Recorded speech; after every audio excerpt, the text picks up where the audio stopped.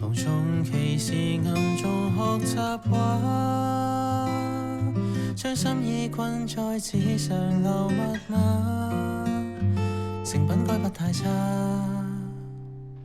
所以從日常談話輕輕省去心事，無需太熱情嗎？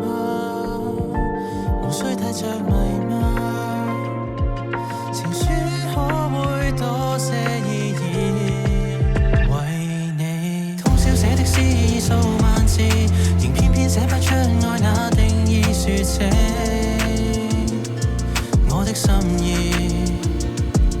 曾想講不出那數件事，誠懇的溫馨的句句字字，但你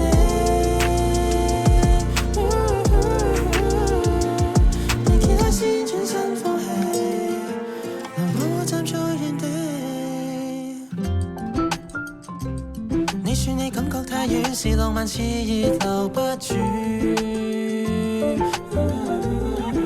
明年某個門口或相遇，朋友般相處，隔膜已太厚，禮物你自如，確實夠諷刺夠特殊。微風翻起暑假那片擦肩和雨天，無端給沾濕的家中那片眼前和側面，通通是愛情感的大概，才想不到這種意外。為你通宵寫的詩數萬字，仍偏偏寫不出愛那定義，說這我的心意。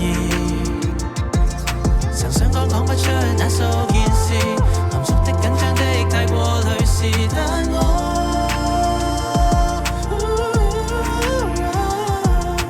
後悔遲，自責遲，何不一早說在意？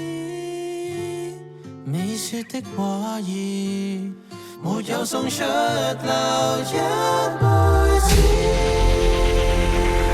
而你是像